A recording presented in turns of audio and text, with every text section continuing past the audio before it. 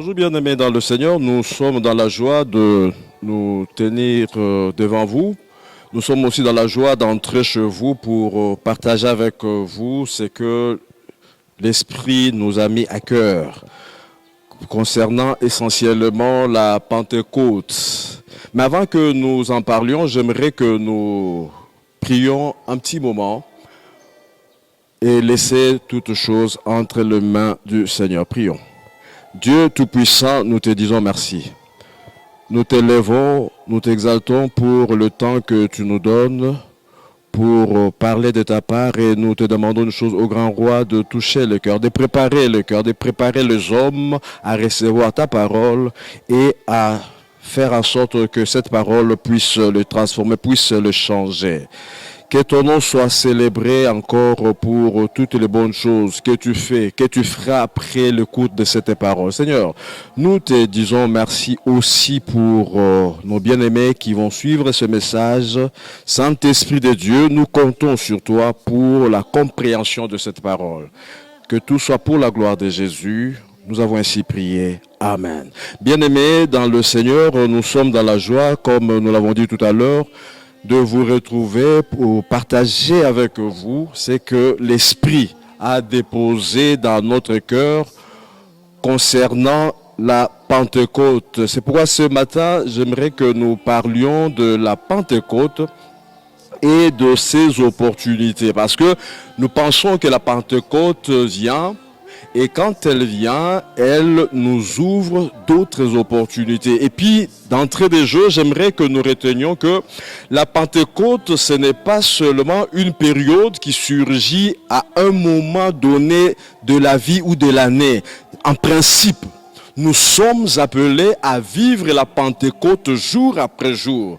Dans tout ce que nous faisons, dans tout ce que nous vivons, nous sommes appelés à avoir cela à l'esprit et se dire que nous sommes en train de vivre la Pentecôte, que nous vivions la Pentecôte le matin, que nous vivions la Pentecôte à midi, que nous vivions la Pentecôte le soir, parce que Jésus-Christ a permis que nous entrions dans ce temps de Pentecôte pour que nous vivions jour après jour la Pentecôte. Et puis il faut toujours noter que avec l'arrivée, l'entrée dans la Pentecôte, c'est une large opportunité que nous avons avec notre Seigneur et notre Dieu. Pourquoi? Parce que la Pentecôte, c'est comme si nous étions en face d'une situation un peu compliquée, humainement indémontable. Mais avec la Pentecôte, avec l'arrivée du Saint-Esprit, nous sommes capables de surmonter le problème. Nous sommes capables d'aller au-delà du problème. Nous sommes capables d'en sortir vainqueurs parce que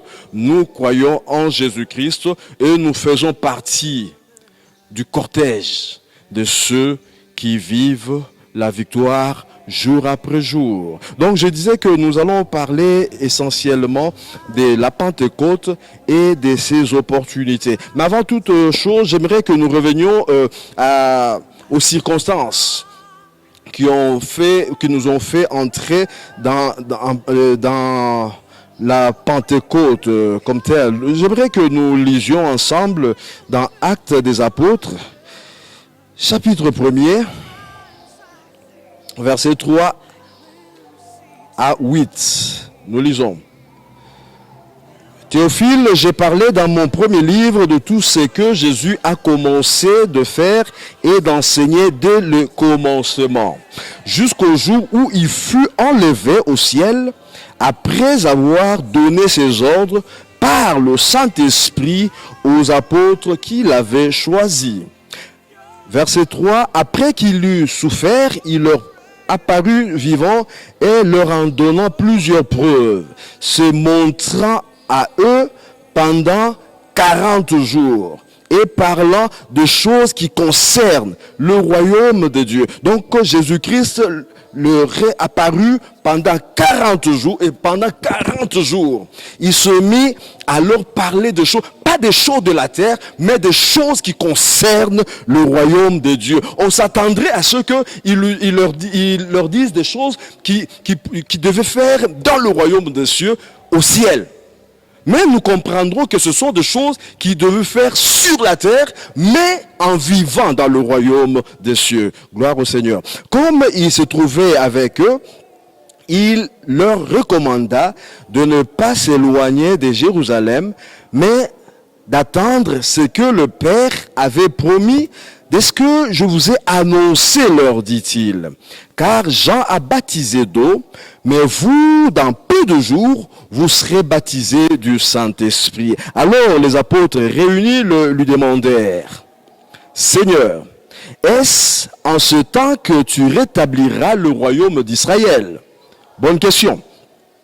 Mais pour répondre à cette question, scientifiquement, on croirait qu'il a détourné la question posée. Écoutez, verset 7, il répondit, ce n'est pas à vous de connaître les temps ou les moments que le Père a fixés de sa propre autorité. Mais, verset 8, vous recevrez une puissance, le Saint-Esprit survenant sur vous, et vous serez mes témoins à Jérusalem, dans la Judée, dans la Samarie et jusqu'aux extrémités de la terre. Après avoir dit cela, il fut élevé pendant qu'il les regardait et une nuée les déroba à leurs yeux. Nous lisons aussi Actes des Apôtres, chapitre 2, versets 1 à 4. Le jour de la Pentecôte, ils étaient tous ensemble dans le même lieu.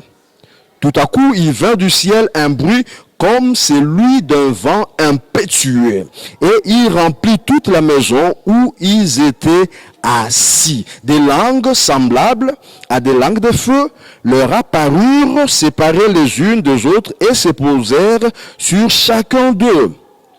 Et ils furent tous remplis du Saint-Esprit et se mirent à parler en d'autres langues, selon que l'Esprit leur donnait de s'exprimer. Nous sommes en pleine Pentecôte. C'est toujours bon de se remémorer de ce qui s'est passé avec notre Seigneur, avec les apôtres, les disciples, dans la chambre haute. Parce que à partir de ce moment-là, on saura comment est-ce que nous devons nous conduire et qu'est-ce qui est arrivé aux apôtres après qu'ils aient été visités par le Saint-Esprit. Je disais que la Pentecôte arrive au moment où une forte opposition, un moment insoutenable, humainement parlant, vient se poser sur notre passage. Et quand vient la Pentecôte, c'est à nous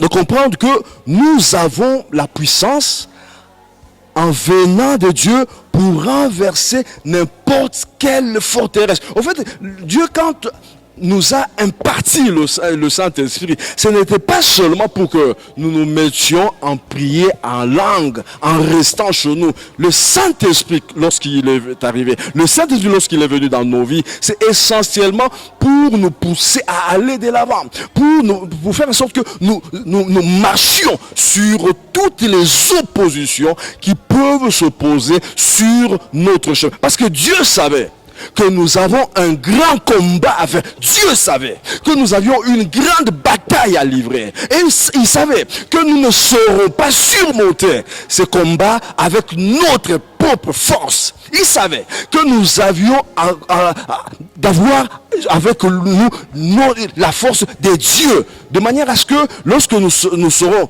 confrontés à des oppositions, bien entendu, et là, nous pourrons surmonter et sortir vainqueurs de ces choses. C'est une occasion pour nous de partager avec nos frères, avec nos sœurs, pour leur dire que vous avez l'opportunité de vous souvenir que vous n'êtes plus seul. Dieu a fait en sorte que vous ayez une force surnaturelle. Dieu a fait en sorte que, à toute opposition que vous rencontrerez, vous soyez capable de surmonter avec la force de Dieu. Vous n'avez plus à pleurer. Vous n'avez plus à vous lamenter. Parce que Dieu vous a donné le nécessaire pour que vous surmontiez toute l'opposition que vous pouvez rencontrer sur votre chemin. Dieu savait que en faisant que vous naissiez dans votre famille, vous rencontrerez des problèmes. En faisant que vous naissiez dans votre quartier, vous allez rencontrer certainement des difficultés. Et Dieu a voulu que vous soyez ses témoins en allant au-delà des problèmes que vous allez rencontrer, en surmontant les difficultés, des difficultés que les hommes ont cru être insurmontables.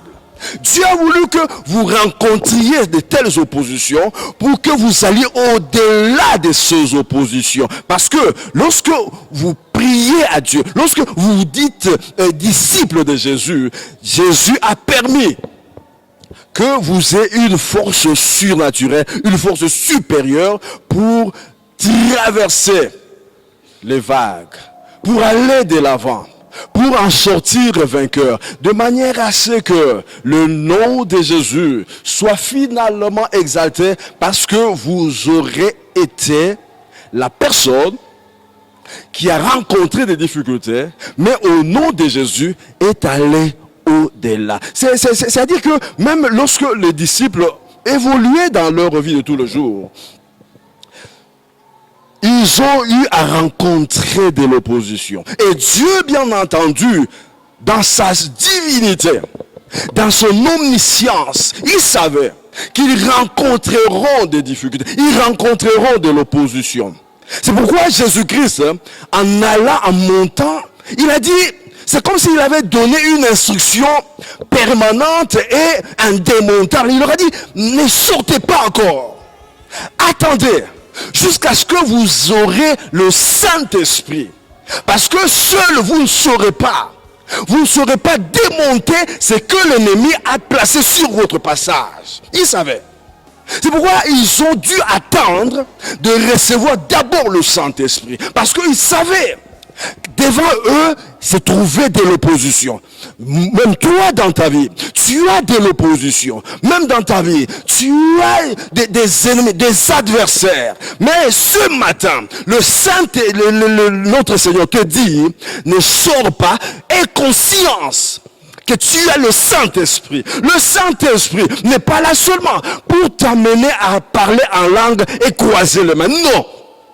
Le Saint-Esprit est là pour t'amener à comprendre que tu as la force nécessaire, la force surnaturelle pour affronter l'opposition et en sortir, bien entendu, vainqueur. C'est ce que Dieu voulait. C'est ce que Dieu espérait que nous comprendrions pour pouvoir aller de l'avant et sortir, bien entendu, vainqueur.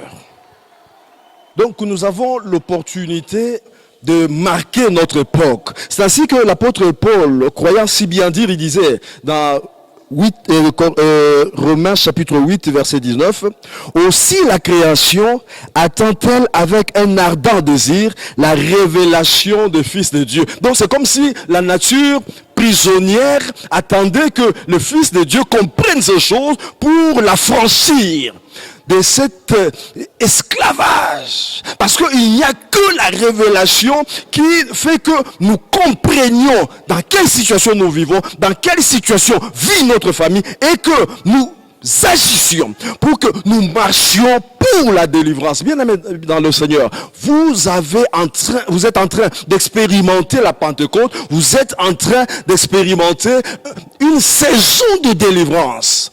Une saison des opportunités.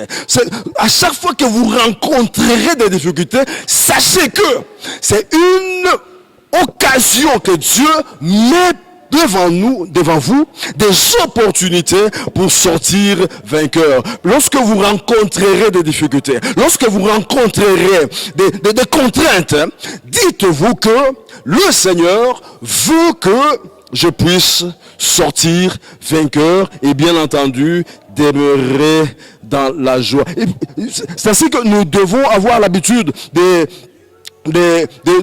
nous réjouir, un peu comme David. Il se disait, il est dans la joie, il est content lorsqu'il voit apparaître ses ennemis. Parce que il s'est dit, il estimait que c'était l'occasion que Dieu lui donnait pour pouvoir sortir vainqueur en vainquant ses adversaires et bien entendu en rendra grâce à l'Éternel. Nous sommes en train d'évoluer dans une époque où il y a tellement des opportunités. À chaque crise, tu dois te dire, c'est encore une autre opportunité que Dieu t'offre. Pendant que nous sommes en train de vivre le coronavirus, dis-toi que ce n'est pas une opposition. Dis-toi que ce n'est pas une circonstance, des circonstances qui feront que tu ne puisses plus faire quelque chose. Non, c'est une occasion, c'est une opportunité que Dieu dispose devant toi pour pouvoir agir. Fais tourner ta tête. Oui, à chaque fois que tu rencontres de telles difficultés, tu dois faire tourner tes méninges. Parce que Dieu aimerait que tu comprennes les circonstances dans lesquelles tu es en train de vivre. Servir Dieu, ce n'est pas tu dors, tu te lèves et puis tout descend dans ta vie comme si de rien n'était. Tu auras de l'opposition. C'est ainsi que le Seigneur a dit dans Matthieu chapitre 18, nous allons retrouver ça. Matthieu 16, verset 24. Il a dit, lorsque Jésus dit à ses disciples, si quelqu'un veut venir après moi, qui renonce à lui-même, qui se charge de sa croix et qui me suive. Tu renonces à ta propre vie, tu prends ta croix et tu suis Jésus. Et vraiment, tu n'iras pas prendre une croix, fabriquer une croix et dire que c'est ce que le Seigneur avait dit. Non, non, c'est tout simplement le fait que tu dois comprendre que il y a un prix à payer. Voilà. Tu as un prix à payer quand tu suis Jésus. Quand tu suis Jésus, c'est bien de suivre Jésus, mais c'est toujours mieux de connaître le prix que tu auras à payer. À chaque fois que tu rencontreras quelqu'un qui fait du succès avec Jésus-Christ, n'impute pas cette réussite à Satan. Certainement qu'il a accepté de payer le prix. Bien-aimés, nous sommes en pleine Pentecôte. Accepte aujourd'hui de payer le prix. S'il y a des choses à abandonner, tu abandonnes. S'il y a des privations à faire, tu te prives. Pourvu que tu marches avec le Seigneur. Pourvu que tu acceptes de payer le prix. Pourvu que tu acceptes d'aller de l'avant. C'est ainsi que l'apôtre Paul, toujours, a dit dans 1 Corinthiens, chapitre 16, verset 8. Il dit ceci. Je resterai néanmoins à Éphèse jusqu'à la Pentecôte encore. Car une porte grande et d'un accès efficace m'est ouverte. Et les adversaires encore. Et les adversaires sont nombreux. Mais ce qui importait pour l'apôtre Paul, il avait l'occasion d'avoir des opportunités. Pour les adversaires, il savait que Dieu était là. Il marchait avec Dieu. Il allait certainement remporter la victoire. Parce qu'il marchait avec Dieu. Il avait accepté de suivre Jésus. Il ne laissait pas abattre. Il n'avait pas peur d'avoir des adversaires. Parce que il se disait, avec ses adversaires, ils seront là pour agrandir les acclamations qui viendront après. Quand tu marches avec Jésus en pleine période de la Pentecôte, dis-toi que c'est la victoire qui est assurée. Toutes les oppositions que tu vas rencontrer, dis-toi que c'est pour agrandir les acclamations. Parce que tu es appelé à être un témoin. Quelqu'un qui a vu faire des choses qu'il rencontre après avoir expérimenté réellement la main de Dieu. Dis-toi que dans notre vie chrétienne, c'est une vie remplie des adversaires, remplie de l'opposition. Mais tu dois te dire jour après jour que tu es avec Jésus.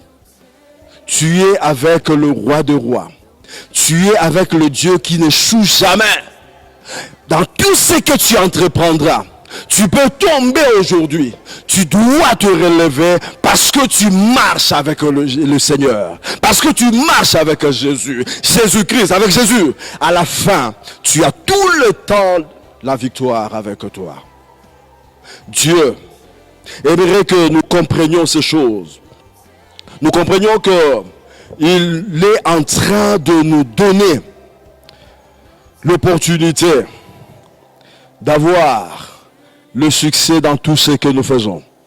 Il est en train de nous donner l'opportunité d'avoir la victoire face à toute opposition que nous pouvons rencontrer. Nous avons donc l'occasion de vaincre tout ce que l'ennemi peut disposer sur notre chemin parce que nous sommes en train de vivre la Pentecôte. Donc nous allons conclure en disant ceci, que le temps que nous sommes en train de traverser, c'est un temps où nous sommes appelés à aller de l'avant, nous sommes appelés à remporter des victoires, mais nous n'allons pas rapporter les victoires seuls avec notre propre force, mais Dieu s'est arrangé pour faire en sorte que nous y allions avec sa force, avec sa puissance. Et là, Dieu nous a donné cette puissance, cette capacité à influencer des choses. C'est cela la puissance. C'est cela la capacité que nous avons avec notre Seigneur. Dieu nous donne l'opportunité d'influencer certaines situations, d'influencer certaines choses que nous rencontrons dans notre vie. C'est ça, c'est que Dieu nous a donné comme enfants de Dieu. Ce matin, nous avons parlé essentiellement de la Pentecôte ainsi que ses opportunités. Nous avons dit d'entrée de jeu que c'était une occasion pour Dieu de nous renforcer. C'était une occasion pour Dieu de nous donner la capacité de réaliser ce que nous avions en pensée. C'était une occasion pour Dieu de nous donner l'opportunité d'accomplir notre vision. C'était une occasion pour Dieu de nous donner la victoire et avoir du succès dans tout ce que nous allons entreprendre. Bien-aimés dans le Seigneur, ce matin, en pleine Pentecôte, j'aimerais que tu réalises que la Pentecôte, ce n'est pas un moment qui passe, mais c'est un moment qui est appelé à rester dans notre vie de tous les jours. Tu dois dormir dans la Pentecôte, tu dois te réveiller dans la Pentecôte, tu dois marcher dans la Pentecôte, et cela tous les jours de ta vie, parce que Dieu aimerait que tu marches avec le succès. Dieu aimerait que tu marches avec une forte présence de Dieu dans ta vie de tous les jours. C'est ainsi que l'apôtre Paul disait aux Éphésiens, chapitre 5, verset 18, « Soyez remplis du Saint-Esprit. » Parce que la prise du vin, c'est de la débauche. Donc régulièrement, nous devons être remplis du Saint-Esprit de Dieu. C'est l'opportunité que Dieu nous a donnée pour aller de victoire en victoire. Ce matin, j'aimerais passer un moment de prière avec vous. J'aimerais prier un petit moment pour vous encourager à aller de l'avant. Éternel est mon Dieu, éternel est mon roi. Nous te disons merci pour cette partie, ce message que tu nous as envoyé ce matin pour encourager, pour booster nos frères et sœurs, pour comprendre que ce n'est pas pour rien que tu leur as accordé la puissance du Saint-Esprit. C'est parce que ils ont à défier les puissances des ténèbres, parce que ils ont à défier les puissances du mal. Ô grand roi, que ton nom soit célébré. Ô grand roi, fais en sorte avec toi qu'ils puissent expérimenter le succès, qu'ils aillent de l'avant dans tous leurs défis, qu'ils rencontrent ta main et qu'avec toi, ils puissent en sortir vainqueurs. Que ton nom soit célébré, que ton nom soit béni. Au nom glorieux de Jésus, nous avons ainsi prié. Et d'un commun accord, nous disons Amen. Amen. Que Dieu vous bénisse. Nous allons terminer notre intervention en vous donnant le communiqué que nous avons devant nous. Premièrement, nous avons un culte d'intercession, c'est un communiqué. Nous avons un culte d'intercession tous les mercredis à partir de 17h. Deuxièmement, nous avons un culte d'enseignement tous les dimanches à partir de 11h. Et tous ces cultes, vous le suivez en direct sur notre page Facebook, Epekitambo FMC.